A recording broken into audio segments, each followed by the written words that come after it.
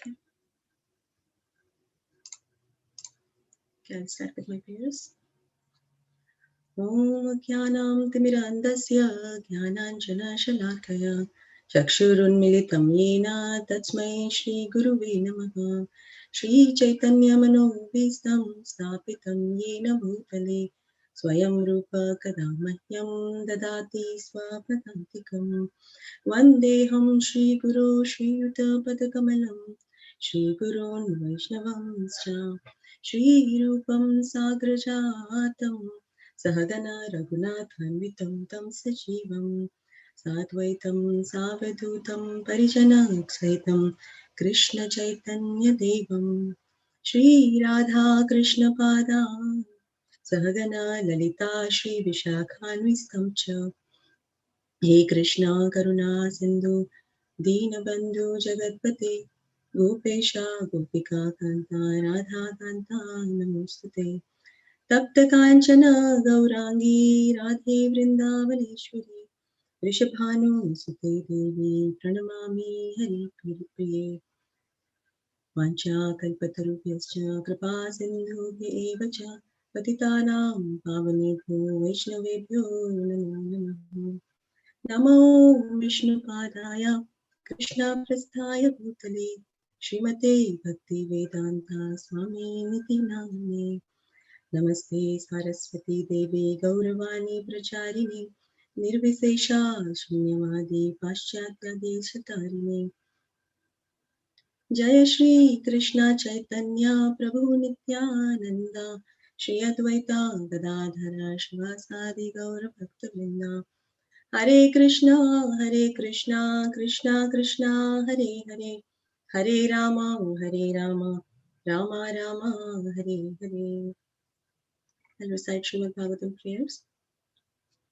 Narayanam namaskritya naram chaiva narottamam devim saraswatim vyasam tato jayam udiraye nashtaprayeshu abhatreshu nityam bhagavata sevaya Bhagavati Uttamasloke Bhaktir Bhavati Naishtike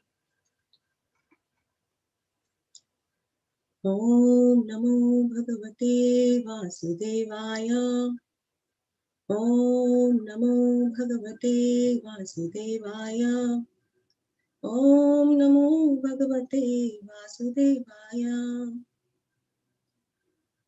So I'm seeking blessings from all the Vaishnavas assembled here today so that I can speak something meaningful that will please Guru and Krishna. So today we are reading from Srimad Bhagavatam, Canto 1, Chapter 13, verse number 23. Aho mahiyasi chantar jivitasha yatha bhavan bhima pavarjitam pindam adatte grihapalavat. I forgot to share my screen, Prabhu. Let me just quickly share my screen.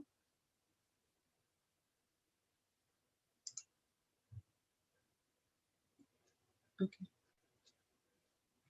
Aho mahiyasi chantar jivitasha yatha bhavan Bhima pavarjitam pindam adatte grihapalavat Aho mahiyasi jantar jivitasha yatha bhavan Bhima pavarjitam pindam adatte grihapalavat. Word by word translation. Aho, alas, mahiyasi, powerful, jantar, of living being, Jivat Asha, hope for life. Yatha, as much as. Bhavan, you are. Bhima, of Bhimasena, a brother of Yudhishthira's. Varjitam, remnants. Pindam, foodstuff. Adatte, eaten by. Grahapalavat, like a household dog. Translation. How powerful are the hopes of a living being to continue his life. Verily, you are living just like a household dog and are eating remnants of food given by Bhima.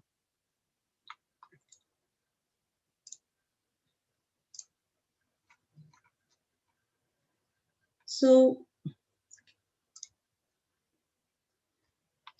Vidura is speaking uh, to Dhritarashtra, and Vidura is reminding Dhritarashtra of Bhima. Why he's reminding of him of Bhima, because Bhima has killed Duryodhana, his own son, and Aho Mahiyasi Jantar, Jivit Asha. So it says, how big is the wanting of big is the wanting to survive even in the most horrible condition.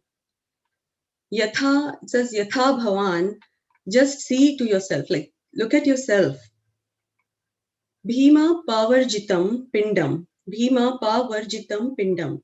This pinda or foodstuffs that is thrown by Bhima, Adatte Graha Palavat. So Graha Pala means dog, those who protect the house. And Adatte means you are eating it very nicely. So Vidura is asking, you're sitting here and eating very nicely the foodstuff that is thrown by Bhima.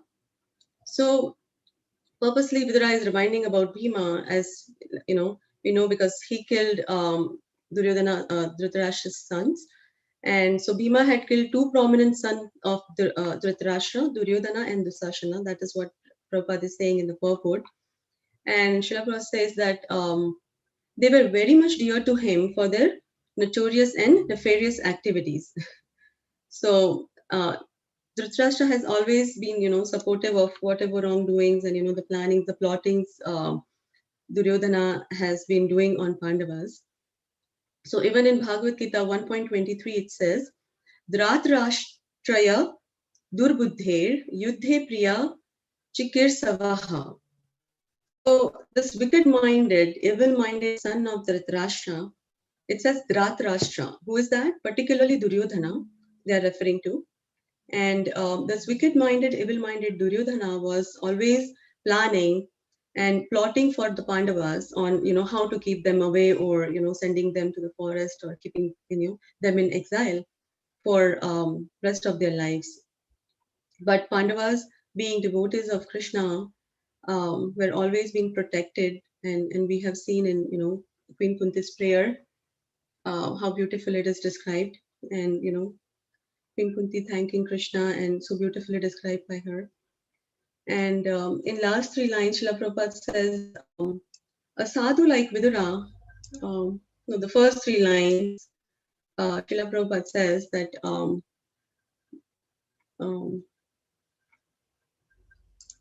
yes, it's the last three lines, sorry about that. Dhritarashtra is blind and continues to hope to live comfortably in the midst of all kinds of reverses of life. A sadhu like Vidura is meant to awaken such blind persons and thus help them go back to Godhead, where life is eternal. Once going there, no one wants to come back to this material world of miseries. And we can just imagine how responsible a task is entrusted to a sadhu like Mahatma Vidura. So Srila Prabhupada writes, emphasizes on, that he had become a pauper in a true sense. So Vidura tells Dhritarashtra, you have lost all your wealth and kingdom and everything, but still you are having hope for living comfortably and enjoy in this life. And then while all your old age symptoms are there, it is, a notice of death, which is fast approaching. But then you are having hope of continue to live. So if we see materialistic way of thinking, either people become completely ignorant about, they set aside the fact that they got to die, or even if they are somewhere aware that they are going to die, they have that mindset that let me enjoy as long as I can live in this body, and that's what the mindset they go with. And so I was contemplating on this verse, and understand, like, since few days all the devotees are so much, we are deep diving into, even though so much atrocities Dhritarashtra, had been supporting their son and so on and so forth. He has been so much supportive. And even in spite of that, he's living in his, so-called enemy's uh, home. And who has, he has always been giving trouble to them. And so I was thinking, how can we not become comfortable in the comfortable? So how to become uncomfortable in the comfortable? So I know we become so comfortable in our daily living, our routine schedule, or whatever little riches people have. And you know only if we I was feeling that only if we will feel uncomfortable, we will understand, or we will realize deeply that, yeah, this is not a place for me. Or so I was thinking of reaching out to my seniors or mentors, and my Bhakti Shastri teachers, asking them or inquiring submissively that how to become uncomfortable in the comfortable. How can I realize that this is not place for me? Yes, we know, or rather I know, this is temporary, this is and this and that and all. But then sometimes it feels like just like a theory to me sometimes. So it's very hard to understand sometimes, or realize, and to go out of that mode that yes, this place is not for me. So while preparing for the class, I felt I should share this story, which was so much hope giving to me.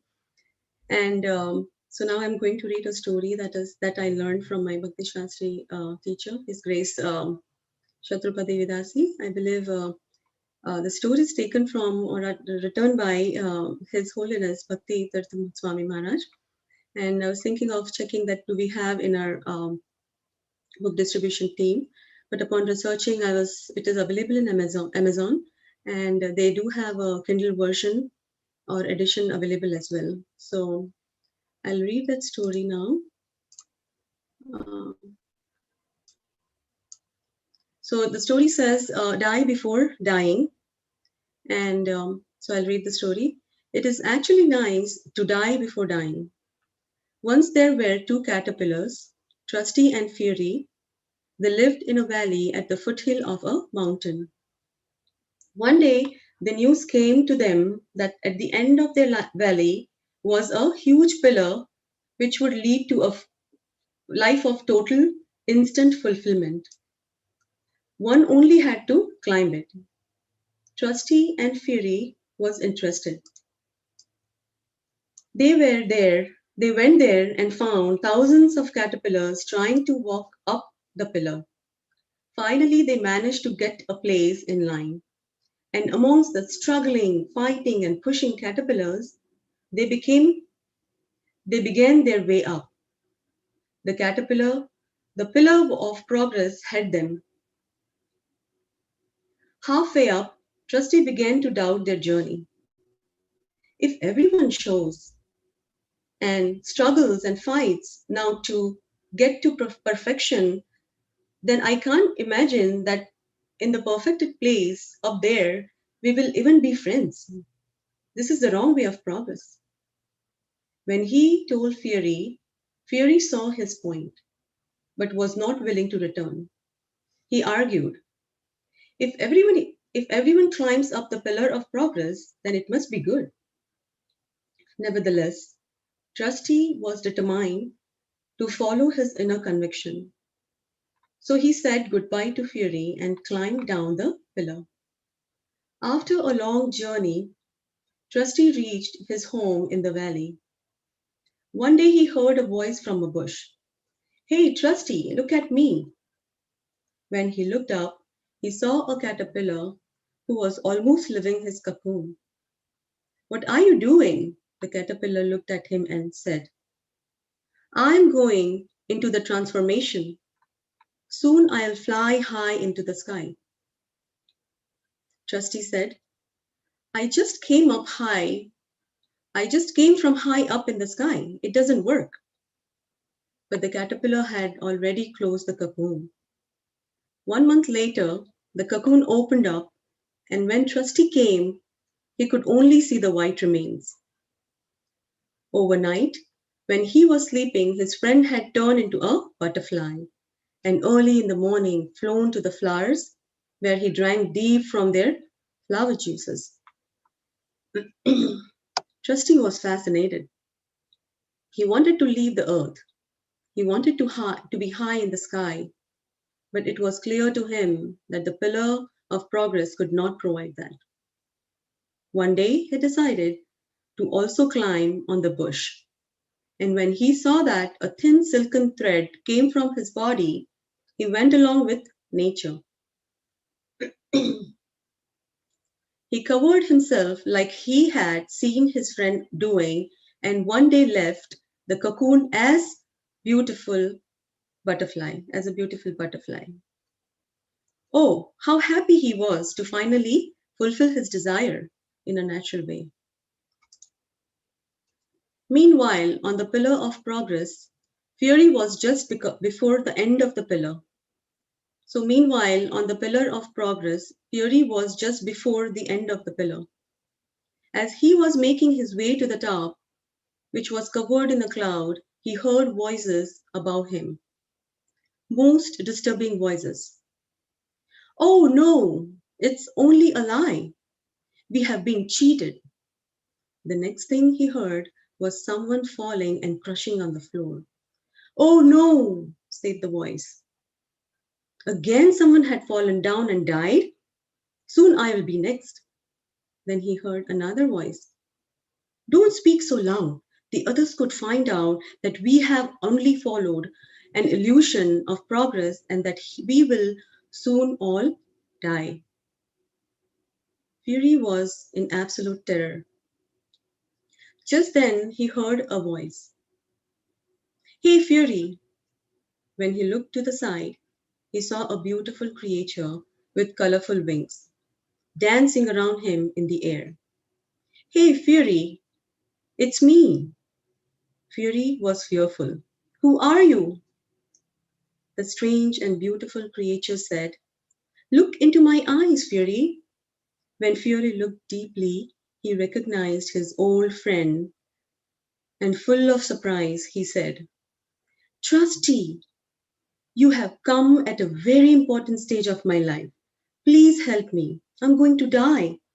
This pillar of success does not lead to anywhere. Everyone is pushing upwards, but they all will fall down when they reach the goal.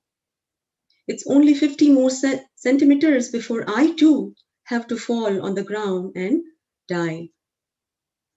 Trusty said, I have come to get you. Trust me. Fury was happy. His friend would not betray him. Trusty then took him and brought him down to the ground. There he patiently taught him the art of transformation, and soon also Fury entered the cocoon to die before dying. He dissolved his old ego of a caterpillar and emerged as a wonderful butterfly to fly in freedom. It is actually nice to die before dying. One can live a better and more fulfilled life after the ego has been unloaded. It is only by illusion that one thinks self-centered attachments are making one happy. Happiness always lies in freedom, not mental bondage. Isn't it a source of celebration when a prisoner can get rid of his prison life and start his real life? The best and most joyful example of die before dying is in my eyes, the butterfly. Before going into the cocoon for his transformation, he is an earthbound, ugly caterpillar eating only dirt. After he has died before dying, he leaves the cocoon as beautiful, colorful creature who roams in freedom through the air. Unfortunately, many of us in the prisons of our minds and cannot imagine a life here and now in full bliss and knowledge. Enticed by a false sense of success and progress, we are not living according to our actual spiritual potential. So the story tells us that yes, in the beginning we might be shocked how far we are and how much to do, just as Fury was shocked. Because if we take shelter under proper spiritual guidance and a genuine process, we will also learn to freely fly in the spiritual sky by transforming the ego and becoming a trusting, free soul. So this is the story I learned, as I said, from my teacher. It was a wonderful exercise given to all our Bhakti Shastri students, and wonderful realization each one of us were sharing. Wonderful learning, and the assurity, the hope that we can also become. We have to become uncomfortable in the comfortable. Just keep thinking at least once a week so that we don't forget. I often, tend to forget some basics, which I have to remind always myself that yes, this is not a place for me. But how will we should have a solid point wherein yes, I'm feeling uncomfortable. I'm not enjoying. I'm literally struggling, and so that this is a lesson I learned, and this is what I have prepared today. And I thank you all for listening to me, even though I feel I'm not qualified. And I will end here.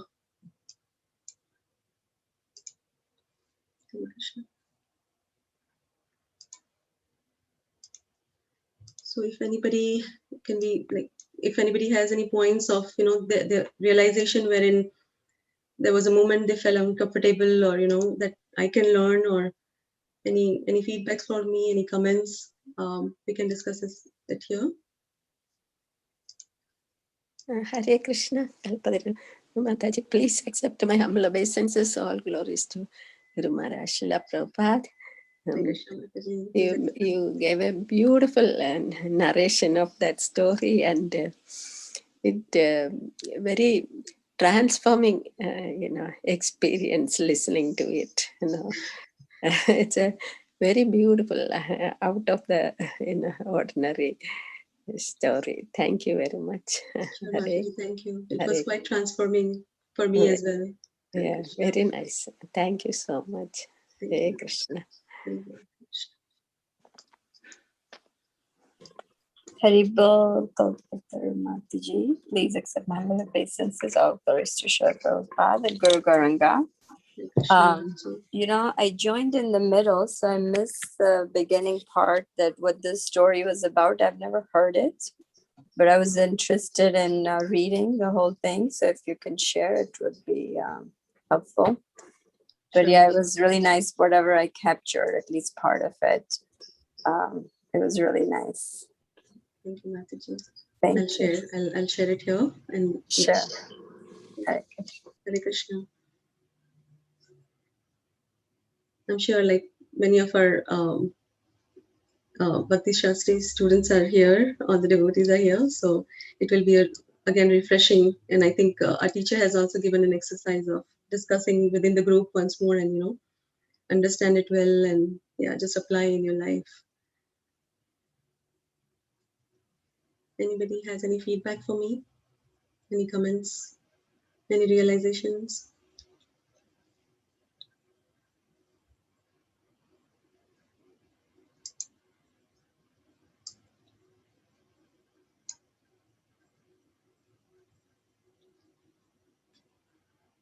Okay, I think Raji Prabhu, happy good? Okay, Mataji. Thank you so much. Thank you, Prabhu. Thank you for giving me this opportunity. Thank you so much. HG Kalpataru, Prabhat Sindhuve, Vichapati Pranam, Vishnu, Srimad Bhagavatam, Srila Prabhupada, Vaishnava Vrinda,